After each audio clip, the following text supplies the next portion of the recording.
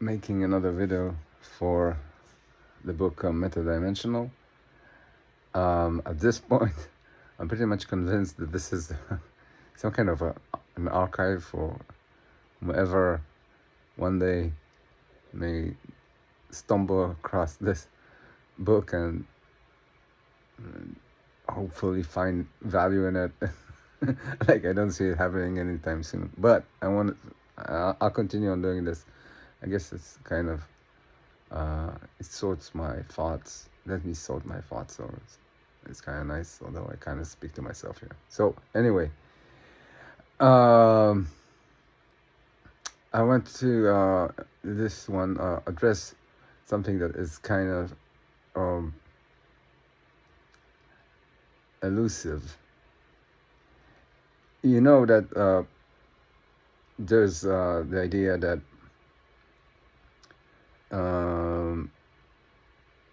the body produces experience. Like, that's what everyone who assumes that machines will become sentient assume that the body produces experience and can produce experience. That it's possible. Now I'm arguing it's not. It's not. I'm arguing experience is fundamental. It produces itself, and nothing else produces it. And the thing that comes with experience is also semantics. It's the feeling of what something means versus its description as information, as bits, or whatever format you want to use as this format of information. But so we constantly think about how complex it must be to create sentient machines to get from inanimate or non-sentient matter into sentient matter. Like that's the direction that this kind of analysis or grappling with reality, that's the direction it goes. But it also goes in the other direction. That's easily missed, like completely missed. So, okay, fine. About what produces, whether there's some kind of a machine that will produce experience. But what if not? Then you have components in what you consider your psyche, which once you understand that their semantics cannot come from anything physical, the experience of how it feels to then something that pops up as a mystery, like how things feel, and then you have this thing called subconscious. You have this thing that seemingly understands semantics just like you, but it's not you. It's not part of experience. Not in any way noticeable. It's subconscious. And now you have to ask yourself, what the fuck?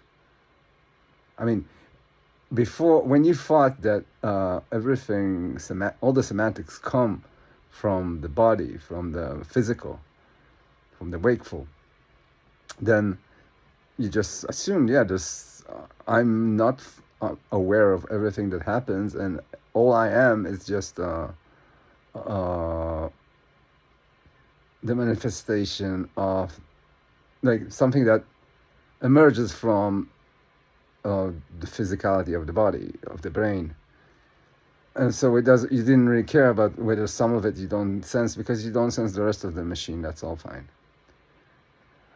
But now it's kind of weird. Now you're supposed that machine that's supposed to create all the semantics, you now think, oh, so it doesn't create these semantics, and it's not me, it's not my experience. So what's going on? There's another another experiential agent there that must understand semantics right beside you, who is your subconscious. Um, Now, that actually is more complex than that's like yes. The answer is I think yes. I think the answer is that uh, what you consider to be you consider yourself to be in control over your body, but actually you are operating beside to the side of many other uh, experiential agents like you that are uh, all trying to be the dominant one that would get to interact with other people, basically.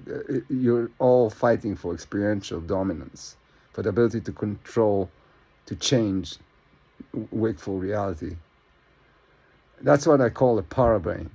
And the thing about, like, so all the parabrain is like, I call it parabrain because it's like brains alongside each other. They are not alongside physically. They are variations of the same experiential agent in slightly different configurations. All each exists in its own private universe, and each trying to affect the wakeful union, like the union of all sentient agents, or not all, of some sentient, as the same thing, as the same avatar. So they all compete. And the interesting thing about that is this gives a completely different uh, take on psychology, psychiatry.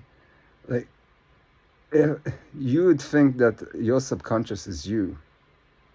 Like, but what if it's not you? What if there are several yous, and what you think is you is not actually responsible for the rest because it's not.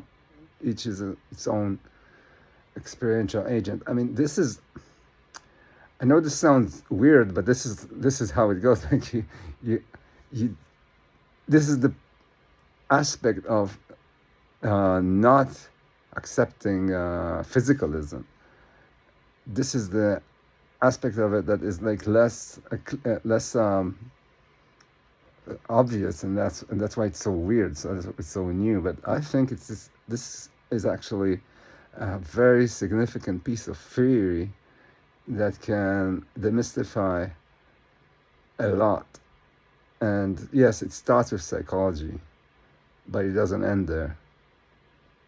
And to explain how, I will have to start to talk a bit deeper about how power brains come to emerge, and I will do that in a different video. This is getting long already.